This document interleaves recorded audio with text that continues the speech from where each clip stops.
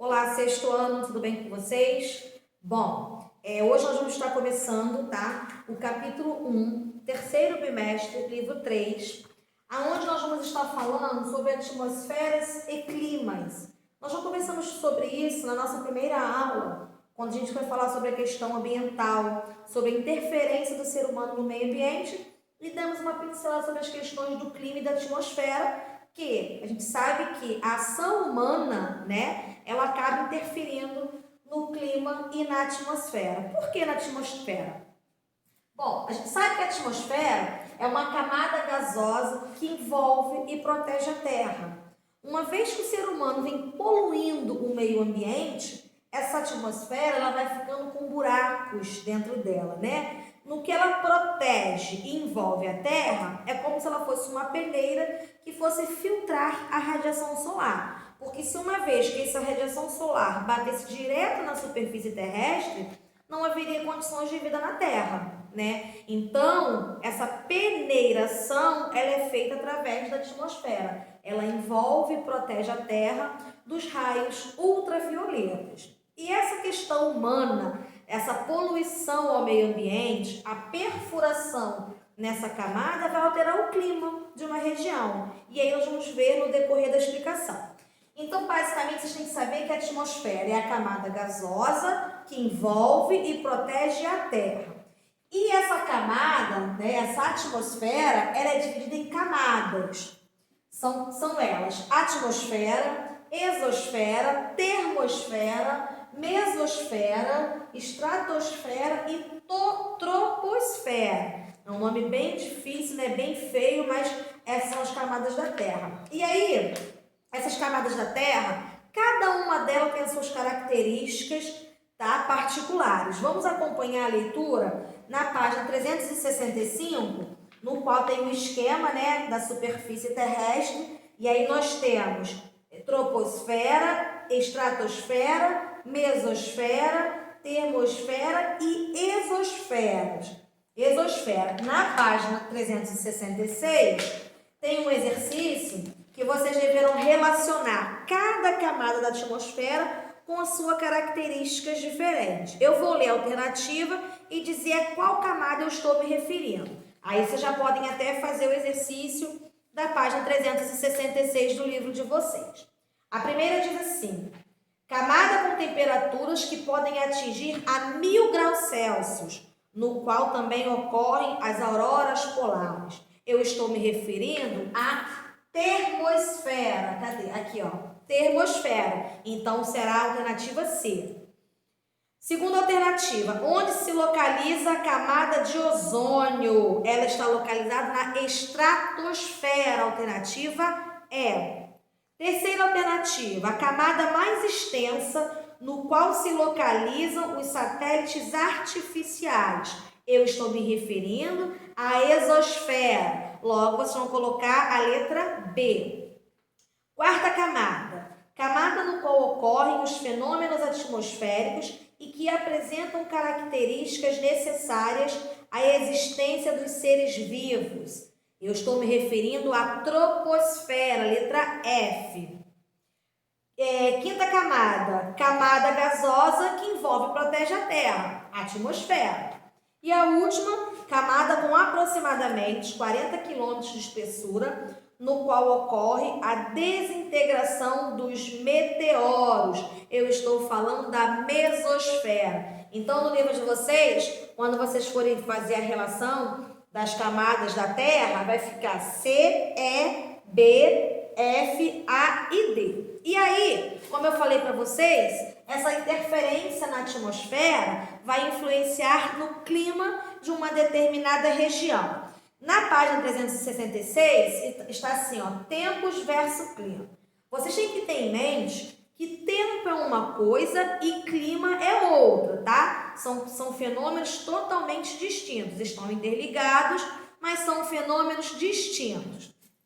Tempo, condição física da atmosfera. O tempo é como ele está hoje, nesse determinado momento. O tempo hoje está ensolarado, o tempo hoje está quente. É a condição física num determinado momento. Agora, o clima O clima não. É definida com base de estudos sucessivos, ou seja, os meteorológicos estudam o tempo, né, de uma determinada região durante vários anos, meses, para poder definir qual é o clima daquela região. O tempo é uma coisa e o clima é outra. E aí, quando se observa esses estudos sucessivos, a gente vai dizer se o clima é equatorial, se o clima é tropical, se o clima é úmido, se é semiárido. Então, cada um com as suas características. Nós, aqui no nosso capítulo, nós estamos falando do clima no Brasil.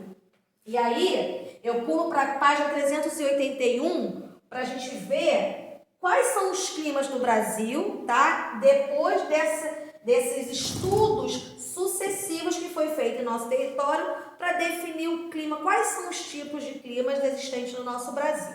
O Brasil é um país de grande extensão territorial, é um país que está, né, abaixo da linha do Equador, mas tem um pedacinho que fica acima da linha do Equador, está próximo do Equador, e a gente sabe que por essa questão, né, recebe uma maior incidência solar e faz com que o clima brasileiro seja bastante diversificado e variado. E aí vamos lá na página 381, ver quais são os tipos de climas existentes no Brasil. Eu quero que vocês acompanhem a leitura aí do livro de vocês. Tá? Tem um mapa, tá bem? É um exercício que vocês já podem responder. Desculpa, tá? Cada clima, ele é representado por uma cor, tá? E aí nós temos 6 tipos de clima no território brasileiro, tá bom? O número 1, clima equatorial úmido, é o número 1, que ele pega o Nordeste, ele pega o Centro-Oeste e um pedacinho do Nordeste. O número 2, clima tropical. 3, clima semiárido. 4, clima litoral úmido. 5, clima tropical de altitude e clima subtropical úmido. E aí a gente percebe que existem 6 tipos climáticos no Brasil e isso está ligado com a sua localização geográfica, tá? O número 6, que é o clima tropical úmido, são essas regiões aqui, ó, é a região sul. A região sul, o clima subtropical úmido. Por quê? São as áreas do Brasil que vão se distanciando das zonas polares, as temperaturas vão caindo em função dos mares e oceanos que cercam aquela região. Então, basicamente, vocês devem saber que são 6 tipos climáticos brasileiros. Quais são eles? Equatorial úmido, tropical, semiárido, litorâneo úmido, clima tropical de altitude e clima subtropical úmido. Agora, continuando aqui, né, vamos ver que o que vai interferir no tempo e no clima dessa determinada região, no caso aqui é brasileira, são as massas de ar. O que são essas massas de ar? Porções de ar da atmosfera que adquirem características de temperatura. Se o tempo está seco, essas massas de ar vão se formar secas, quentes. Se o tempo estiver úmido, essas massas de ar vão ser formadas por características mais frias. Então, são essas massas de ar que são porções de ar da atmosfera que adquirem características de temperatura que vai definir, né, o tempo em uma determinada região. E aí, existem vários tipos de massas de ar. Vamos ver quais são elas na página 368, tá? Massas polares são as massas frias, com características frias. Se essas massas polares estiverem próximas, da região sudeste, a temperatura vai estar abaixo, não vai estar fria. Temos as massas tropicais, são as massas de ar quentes. Se elas estiverem em uma determinada região, a temperatura vai se elevar e vai fazer bastante calor nessa região. E por último, as massas equatoriais, são massas de ar quentes que se formam a partir da linha do Equador. Então, se essa massa de ar for quente, calor. Se a massa de ar for fria, frio, ok? E a equatorial, o nome já diz, massa equatorial, porque ela se forma a partir da linha do Equador. A gente sabe que o Equador é uma zona intertropical com altas temperaturas. Então, logo, se a massa de ar que estiver rondando sobre uma região, a temperatura ali vai ser quente também. Agora, a gente fala de clima, mas a gente tem que saber quais são os climas, quais são os fatores climáticos que interferem, né, no clima de uma determinada região. Fatores climáticos: temperatura, precipitação, vento e pressão atmosférica. Agora vamos ver quais são as características de cada um desses elementos climáticos, tá? Desses elementos que vão interferir diretamente no clima do Brasil, no caso que é o país que nós estamos nos referindo. Vamos colocar a página 369. Temperatura, tá aqui em cima, tá? A temperatura da Terra está associada à radiação solar, cuja distribuição não é igual na atmosfera e na superfície terrestre, e pode variar de acordo com a latitude, a altitude, a maritimidade e a continentalidade. Ou seja, a gente sabe que a Terra, ela não é uma bola, né? Ela é oval, e o eixo da Terra, ele é inclinado, ele não é certinho. É como se estivesse assim tombando um pouquinho. Então, por isso que a radiação solar, ela não é distribuída da mesma forma, né, na superfície terrestre por inteiro, né? Por quê? Pode estar dia aqui, do outro lado do hemisfério já é noite. Isso tem a ver do eixo, da inclinação do eixo da Terra, e essa temperatura ela vai variar de acordo com cada localização da superfície terrestre.